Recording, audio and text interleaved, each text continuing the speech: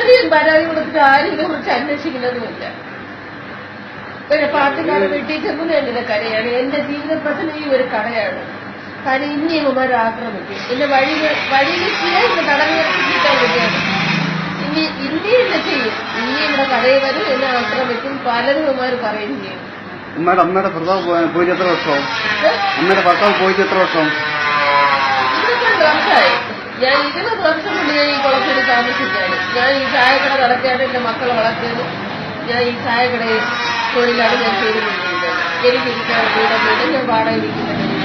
ഇത് കുളത്തൂർ ക്ഷേത്രത്തിനടുത്ത് ആ കട നടത്തുന്ന സമയം പറഞ്ഞു, കുളത്തൂർ മുതൽ എന്റെ ബൈപ്പാസ് വരെ എന്റെ കട വയ്ക്കാൻ സമ്മതിക്കില്ലെന്ന് പറഞ്ഞു. ഞാനിപ്പം ഇതാ നടത്തുന്ന ഈ കട എന്റെ ഓണർ എനിക്ക് ശിക്ഷമെന്നവരെ തന്നാണ്. വാടകയ്ക്ക് വേണ്ട മരണത്തിന്റെ ഒരു അവസ്ഥയിലാണ് ഞാൻ ഇപ്പോൾ ഇരിക്കുന്നത്. കാര്യം എന്റെ ശരീരം മൊത്തം അസുഖമാണ്. എനിക്ക് മരുന്ന് വാങ്ങിക്കാനുള്ള ഒരു നിവർത്തി പോലുമില്ല. അപ്പോഴവർ പറഞ്ഞു, ചേച്ചി കടയിൽ നടത്തും മെയിൻ്റനൻസ് ചെയ്ത് ചേച്ചി കടയിൽ നടത്തിയത്. എന്റെ അവസ്ഥ എല്ലായിടത്തും പറഞ്ഞു. ഇത്ര അസുഖക്കാരെയാണെന്ന് പറഞ്ഞു. ആരും ഇതിനെക്കുറിച്ച് അന്വേഷിച്ചില്ല. ഇതില് അക്രമം നടത്തിയത് എത്രയും CPM-ൽപ്പെട്ടവരാണോ? അതെ, CPM-ഉള്ളവരാണ്. പാർട്ടി സ്വാധീനം വെച്ചാണ് ഇവർ ആക്രമണം നടത്തിയത്. ഇത് അവിടുത്തെ യൂണിറ്റ് സെക്രട്ടറിക്ക് പരാതി കൊടുത്തിട്ട് ഒരു നടപടി ഉണ്ടായിട്ടില്ല.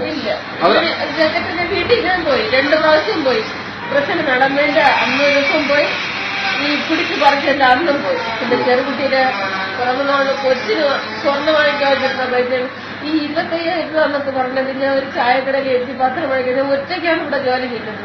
ഈ അസുഖം എത്ര ദിവസം ഞാൻ അധ്വാനിച്ചത് 25,000 രൂപ കാണും. നിസ്സാരമാണ്. എനിക്ക് വേറെ ആരും അമ്മ പരാതിപ്പെട്ടപ്പോഴത്തേക്ക് പാർട്ടിക്കാർ എന്തെന്ന് പറഞ്ഞാൽ ഇവരെ ഭരണം അവരുടെ കയ്യിലാണെന്നാണ് അത് ഈ പയ്യന്മാര് പറഞ്ഞത്. എന്തിരുന്ന് കൗൺസിലർ ഞങ്ങളാളാണ്, മേയർ ഞങ്ങളാളാണ്, മന്ത്രി ഞങ്ങളാളാണ്, ഞങ്ങളിവിടുത്തെ രാജാക്കന്മാരാണ്. ഞങ്ങളാണ് ഭരിക്കുന്നത്. ഞങ്ങൾ വിചാരിക്കുന്നതേ നടക്കുള്ളൂ. നീ ഇവിടെ ജീവിക്കുന്നോ വേണ്ടിയെന്ന് ഞങ്ങൾ തീരുമാനിക്കുന്നത്. അങ്ങനെയാണ് എന്നെ കോവിലവിടെ നിന്മാർ എന്നെ ഓടിച്ചത്. അപ്പൊ സ്ത്രീക്കെതിരെ ഇത്രയും ആക്രമണം നടത്തിയിട്ട് പോലീസിന്റെ ഭാഗത്ത് ഒരു നടപടിയാണ് നടത്തിയിട്ടില്ല. അമ്മ ആർക്കാ പരാതി കൊടുത്തത് സംബന്ധിച്ച്? തുമ്പയിൽ കൊടുത്ത്, അത് കഴിഞ്ഞിട്ട് സിറ്റി പോലീസ് കമ്മീഷണർ ഓഫീസിൽ കൊണ്ടുകൊടുത്ത് അവരൊരു കവറിലടച്ച് തുമ്പയിൽ തന്നയച്ചു. അതിന് രാത്രി തന്നെ എത്ര പേര് പെട്ടെന്ന് കൊണ്ട് കൊടുത്താലും ഒരു നടപടി എടുക്കുന്നു പറഞ്ഞ് രാത്രി ഞാൻ 9 മണിക്ക് എസ്റ്റേ വരേണ്ട വരെ കാത്തിരുന്ന് ഞാൻ തുമ്പയിൽ നിന്ന് കൊടുത്തതാണ്. അത് കഴിഞ്ഞിട്ട് CA ഓഫീസിൽ പോയി കഴക്കൂട്ടത്ത്. CA പറഞ്ഞ് ഇന്ന് സാറ് റൗണ്ട്സിന് പോയിരിക്കും, നാളെ കൊണ്ടുകൊടുക്കുന്നു. ഇല്ല സാറ് എന്ന് പറഞ്ഞിട്ട് ആ സാറ് വരണം വരയ്ക്കും. അപ്പോൾ DSSP പ്രശ്നം നടക്കുകയാണ്. എന്നിട്ട് 9:30 മണി വരെ അവിടെ കാത്തിരുന്ന് ശരി കയ്യിലാണ്. അവരും ഒരു കവറിലാണ് അടച്ചു വരുന്നത്. പിന്നെ അത് കഴിഞ്ഞിട്ടാണ് വനിതാ കമ്മീഷണർ ഓഫീസിൽ കൊണ്ടുകൊടുത്ത്, മനുഷ്യാവകാശ കമ്മീഷണർ ഓഫീസിൽ കൊടുത്ത്. ഇപ്പൊ നിവർത്തിയില്ലാതെ ഞാൻ കഴക്കൂട്ടത്ത് ACP കൊണ്ട് പരാതി കൊടുത്തു. അതും പറഞ്ഞു വൈകുന്നേരം 4 മണിക്ക് അവരെ വിളിച്ചിട്ട് അവരെ കൊണ്ടുവന്ന് പറഞ്ഞു. ഇതുവരെയ്ക്ക് വന്നിട്ടില്ല, എന്നെ വിളിച്ചിട്ടില്ല. എന്റെ പെറ്റീഷന് ഒരു വിലയുമില്ല,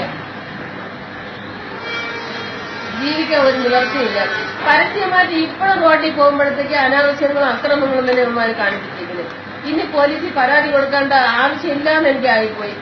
ഞാൻ മരിച്ചാൽ പോലും പോലീസുകാർ ഇതിനെ കുറിച്ച് എന്ത് ചെയ്യാനും കേട്ടില്ല. ഗീത.